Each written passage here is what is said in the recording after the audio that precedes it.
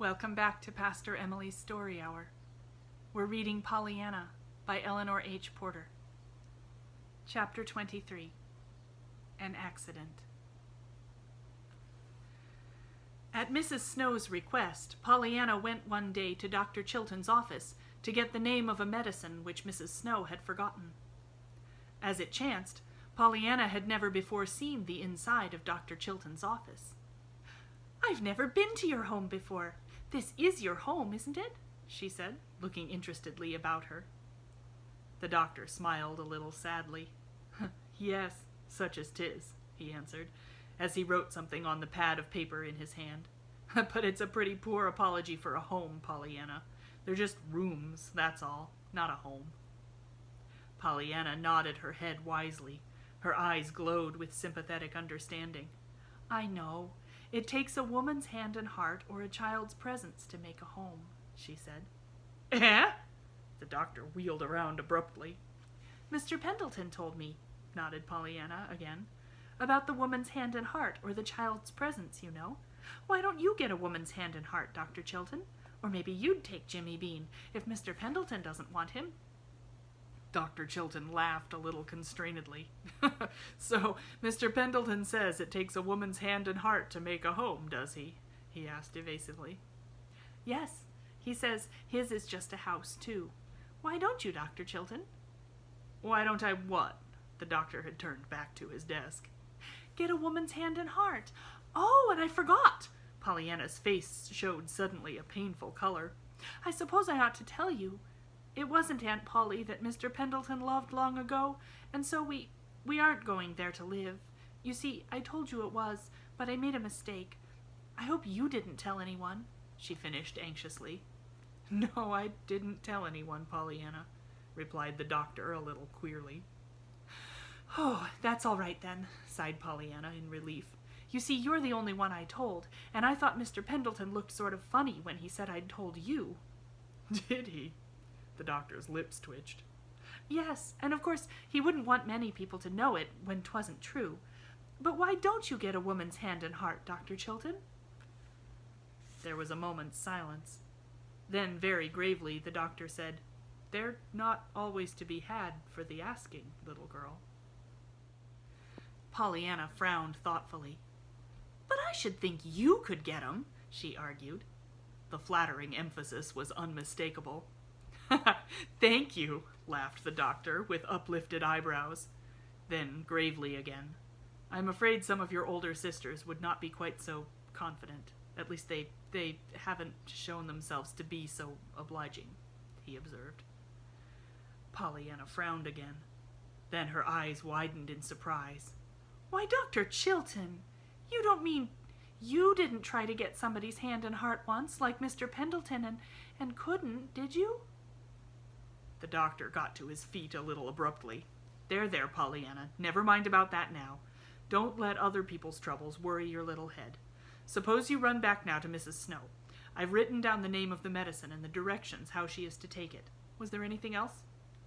Pollyanna shook her head. "No, sir. Thank you, sir," she murmured soberly as she turned towards the door. From the little hallway she called back, her face suddenly alight. "Anyhow, I'm glad 'twasn't my mother's hand and heart that you wanted and couldn't get, Dr. Chilton. Goodbye." It was on the last day of October that the accident occurred. Pollyanna, hurrying home from school, crossed the road at an apparently safe distance in front of a swiftly approaching motor car. Just what happened no one could seem to tell afterwards. Neither was there anyone found who could tell why it happened or who was to blame that it did happen. Pollyanna, however, at 5 o'clock, was borne, limp and unconscious, into the little room that was so dear to her. There, by a white-faced Aunt Polly and a weeping Nancy, she was undressed tenderly and put to bed, while from the village, hastily summoned by telephone, Dr. Warren was hurrying as fast as another motor car could bring him. "And you didn't need to look at her aunt's face," Nancy was sobbing to old Tom in the garden, after the doctor had arrived and was closeted in the hushed room. You didn't need to more than look at her aunt's face to see that 'twa'n't no duty that was eating her. Your hands don't shake and your eyes don't look as if you was trying to hold back the angel of death himself when you're just doing your duty, Mr. Tom. They don't. Is she hurt bad? The old man's voice shook. There ain't no tellin', sobbed Nancy. She lay back that white and still she might easy be dead. But Miss Polly said she wa'n't dead, and Miss Polly had oughter know, if anyone would. She kept up such a listenin' and feelin' for her heartbeats and her breath. Couldn't you tell anything what it done to her? That... Old Tom's face worked convulsively. Nancy's lips relaxed a little. I wish you would call it something, Mr. Tom, and something good and strong, too, drat it. To think of its running down our little girl. I always hated the evil-smelling things anyhow. I did. But where is she hurt? I don't know, moaned Nancy. There's a little cut on her blessed head, but 'tain't bad. And that ain't, Miss Polly says. She says she's 'fraid it's infernally she's hurt. A faint flicker came into old Tom's eye. I guess you mean internally, Nancy, he said dryly. She's hurt infernally, all right. Plague take that automobile. But I don't guess Miss Polly'd be using that word all the same. Well, I don't know, moaned Nancy with a shake of her head as she turned away. Just seems as if I just couldn't stand it till that doctor gets out of there. I wish I had a washin' to do. The biggest washin' I ever see. I do, she wailed, wringing her hands helplessly. Even after the doctor was gone, however, there seemed to be little that Nancy could tell Mr. Tom. There appeared to be no bones broken, and the cut was of slight consequence.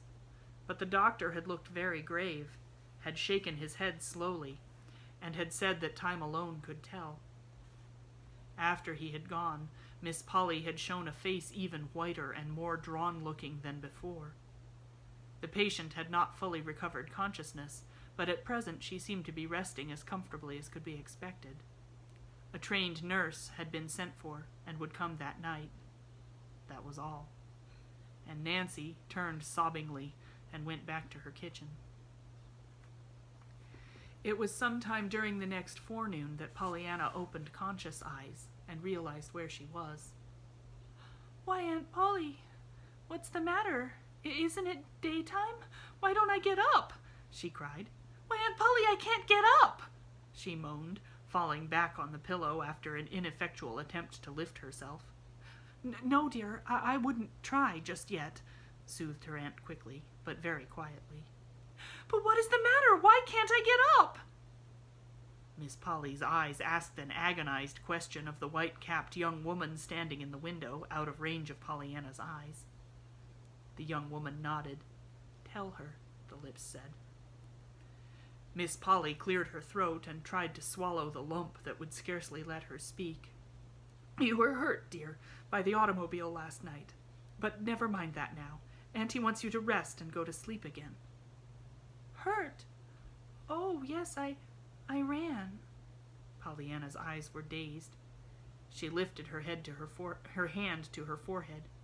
Why, it's done up, and it hurts. Yes, dear, but never mind. Just rest.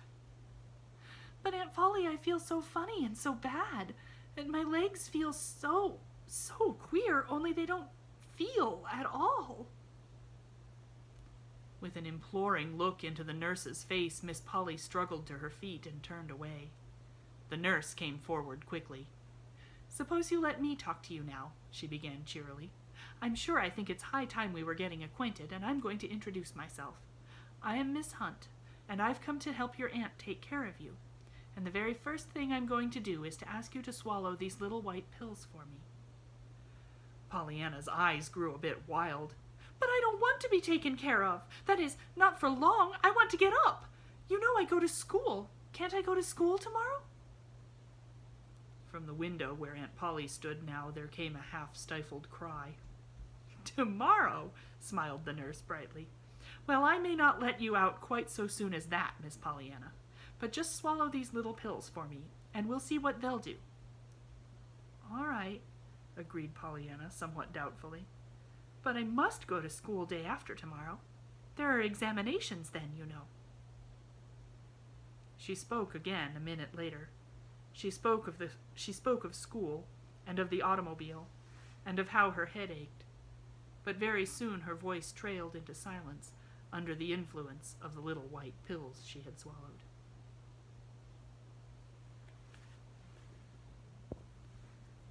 Come back tomorrow for chapter 24.